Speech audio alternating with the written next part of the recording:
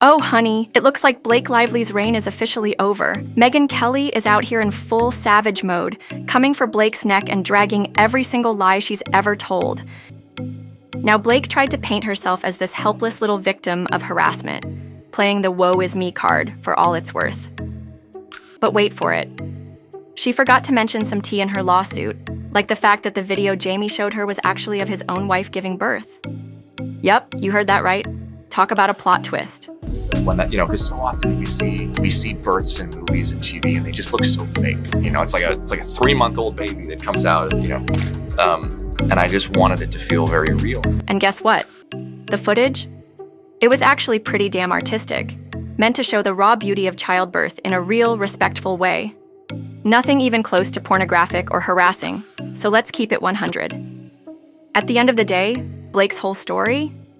It's looking real shaky, like pieces just aren't fitting together. Something's off, and it's starting to smell fishy.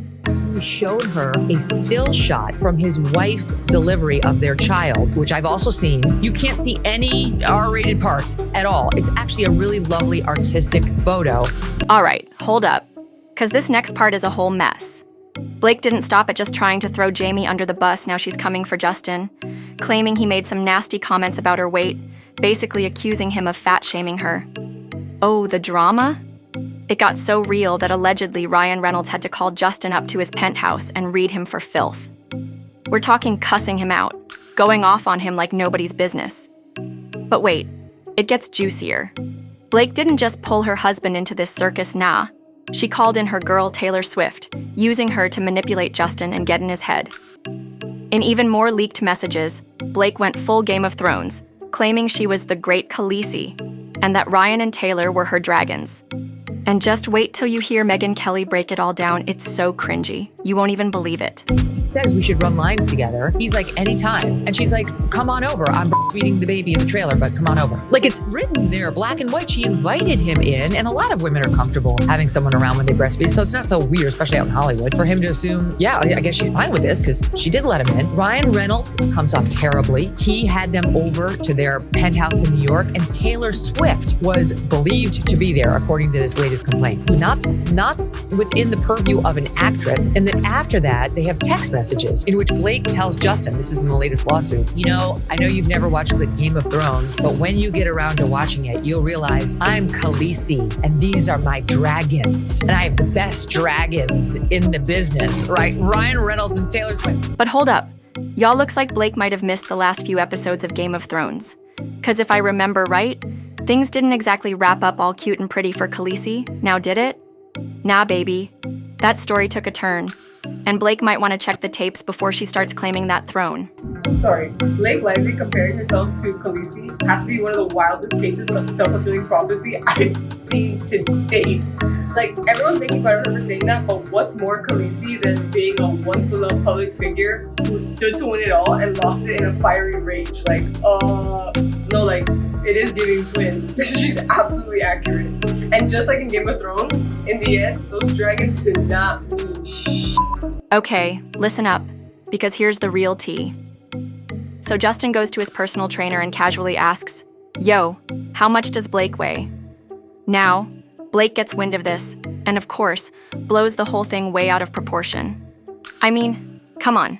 We're starting to see a pattern here with her, twisting stuff to make it seem like something it's not. Look, Justin's got some serious back issues, right? And in this scene, he had to lift Blake, so yeah. It was literally a safety thing.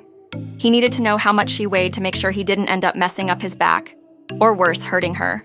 No shade, no body talk, just straight up concern for their safety. But wait, it gets even juicier. Leaked messages reveal how Justin was so supportive when Blake was worried about her body after giving birth. In one message, he sent her this super sweet note just to make sure she was feeling good about herself. So, yeah, that totally flips the script on everything Blake's been saying. Oh, and now hold up, there's another bombshell. Word on the street is there was no intimacy coordinator on set. And for those of y'all who don't know what that is, an intimacy coordinator's job is to be there to facilitate the filming of existing and agreed upon intimacy, okay? They're there to basically broker and manage consent and safety. That's what they're there for. All right, now let's dive into this lawsuit mess. So, according to Blake, she's out here claiming there was no intimacy coordinator on set to supervise those intimate scenes. She says Mr. Baldoni went rogue, improvising all that physical stuff without any rehearsals, choreography, or even a convo with her. Just going in, no guidance. But hold up, the plot thickens. This whole lawsuit is throwing major shade on what Blake said in interviews before. In one interview, she straight up admitted that, yes, they did have an intimacy coordinator on set. Like, sis, which is it? History with Justin also was off the chart. And Blake, you always have a vision. So talk to me about how sometimes you were even the intimacy coordinator in some of those sexier scenes. Like we saw you. That shouldn't be happening, by the way. I just want to be clear that you should not be the intimacy coordinator. You should definitely hire intimacy coordinators, which we did have. Well, they could. Now we're sitting here, all confused, wondering, did they have an intimacy coordinator? Or nah? Still on the fence? Well, let's serve up some straight-up receipts, baby. We got actual text messages between Blake and Justin that tell a whole different story. And hold up, Blake ain't acting like she's pressed about whether there was an intimacy coordinator in the mix. Nah, girl. In fact, long before Blake even thought about suing Justin, he was out here praising her for handling their intimate scenes like a boss. So if she was so worried, why was she so cool about it back then? Doesn't add up, right? Doesn't seem like Justin's out here trying to cover his tracks either.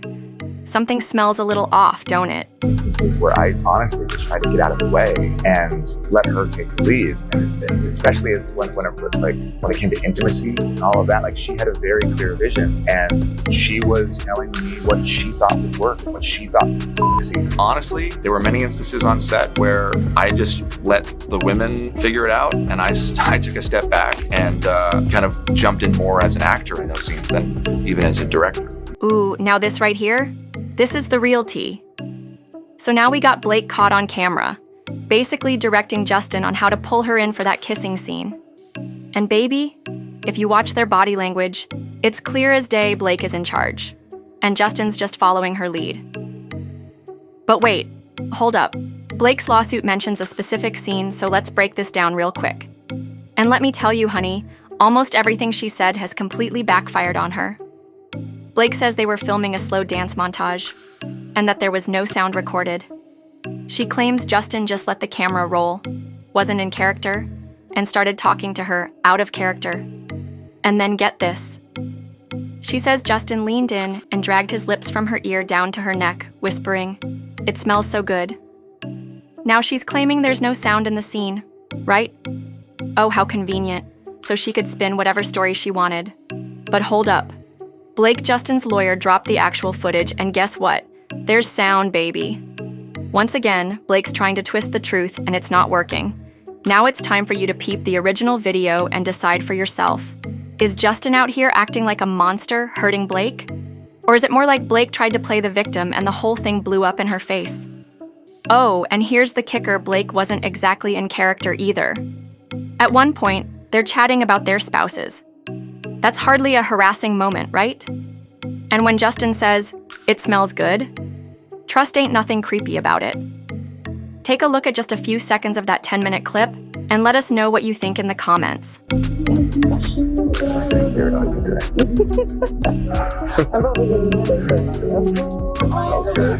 Well, it's not bad. It's good on. Oh, and here's the real bombshell, y'all. Blake's lawsuit says, and I quote, "Nothing needed to be said because, again, there was no sound." But wait a minute. Isn't this the same Blake who's clearly telling Justin they should talk during the scene? Oh, honey, looks like Blake just got caught in another lie. The truth's coming out, and it ain't looking good for her.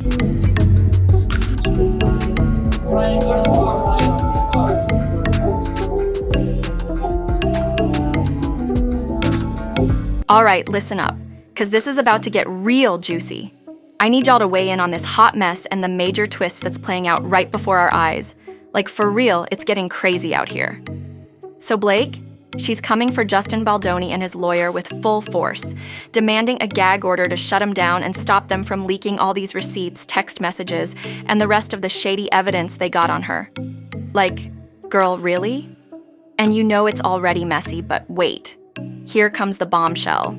She's had her shot against him, and she's severely damaged him with that New York Times piece and this complaint, which she managed to get leaked. Now she wants a complete gag order for Blake. Why should Justin be able to release snippets to the media without the full context? That's what she said. That's what she did. Okay, let me ask you this. What's your take on all this drama? The real tea here is this: has Blake been out here lying the whole time, acting all innocent while playing the victim card, and now her so-called evidence is coming back to bite her, all thanks to Justin Baldoni and Megyn Kelly's lawyer? Or is there some truth to what she's saying, and is she really the one getting played in all of this? I need answers, y'all. Drop your thoughts in the comments below, let's talk about it.